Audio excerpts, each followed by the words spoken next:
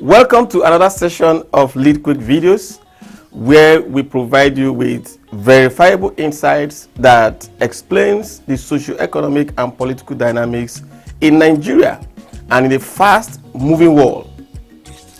In this video, we want to look at the political endorsements and their potential impact in Nigeria.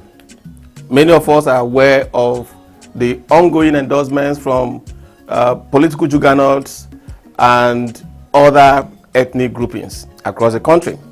But first, what is political endorsement? A political endorsement is the act of voicing support for one candidate or the other in a political contest.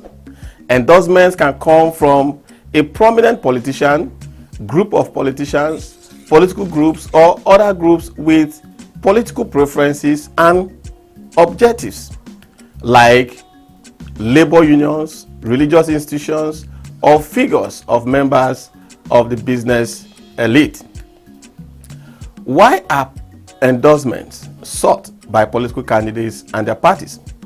Political parties and their candidates usually seek for endorsements to improve their chances of winning an election. While election is predicated on one man, one vote, a quality endorsement can increase the chances of a candidate to garnering more votes in a particular election. This is because endorsement can influence voters through increased media cycle presence and attention. For instance, in 2015, Olusegun Obasanjo was very vociferous in his support for then candidate Muhammad Buhari, going as far as ripping up his membership card of the People's Democratic Party, PDP. Now, during that election cycle, the current APC presidential nominee, Bola Tinubu, referred to Obasanjo as their proposed navigator in a bid to get his support ahead of the elections. Now, in 2019, the former president withdrew his support for Buhari and the APC and endorsed Atiku Abubakar, who was the PDP's presidential nominee. Now, if you have been following the political activities in the country, you will recall that Peter Obi, Tinubu, and Atiku had all visited Obasanjo towards this 2023 election to consult with the oldest former president about the direction of the election.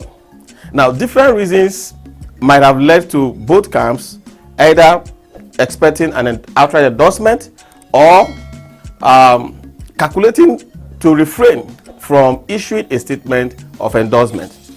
Also, in a bid to pander to the different ethnic groups in Nigeria, the three major candidates have sought to gain the support of some of these groups, of these ethnic groups.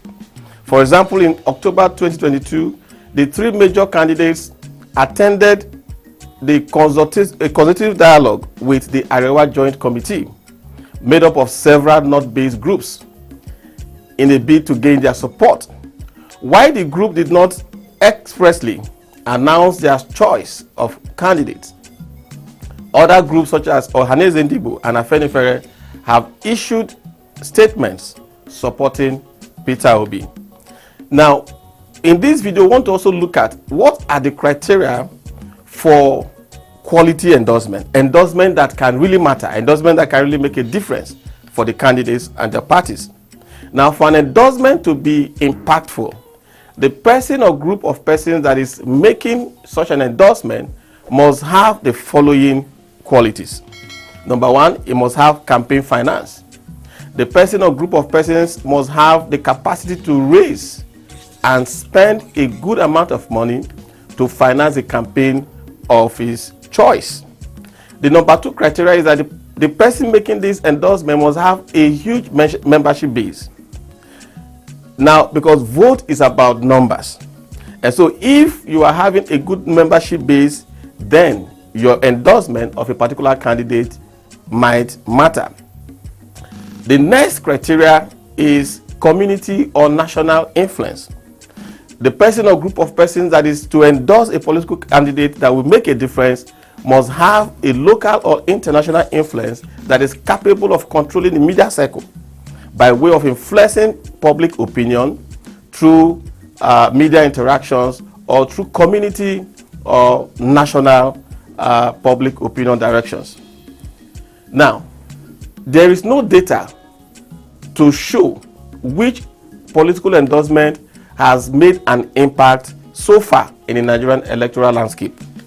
But we can look at the broad level implications of these political endorsements. For instance, the result, the outcome of that election, the outcome of that endorsement by that particular group of persons or person result in that candidate winning the election.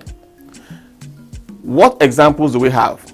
So, for instance, the Obasanjo endorsement of Yar'Adua in 2007, Jonathan endorsement in 2011, and Buhari endorsement in 2015 all resulted in these candidates winning their elections.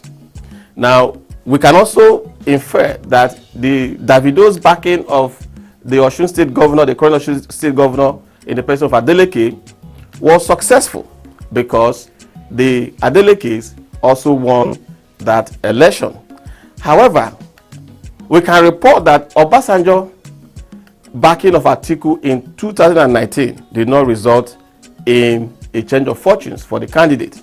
In fact, it is reported that Atiku actually lost the election in Obasanjo's polling unit.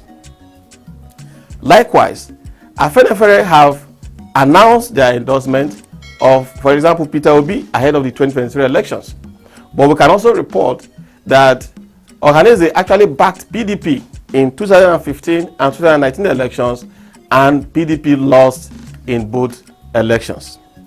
Now, what is the direction of political endorsements in the current dispensation? Now, we can tell you that Peter Obi seemed to have, gotten a significant boost in the last few days with high-profile endorsements, ranging from Obasanjo to other prominent Nigerians like the Niger Delta leader, Chief Edwin Clark. He also received endorsement from Afenifere and other ethnic groups. Now, we are expecting more endorsements in the coming weeks, especially that of the 5 People's Democratic Party governors, known as the G5. With just few weeks until the 2023 election, do you think these endorsements will help Peter Obi and Dati Ahmed to win the election? Or do you think these endorsements will not matter in this coming election? Let us know what your opinion is in the comment section. Until then, we'll see you next time.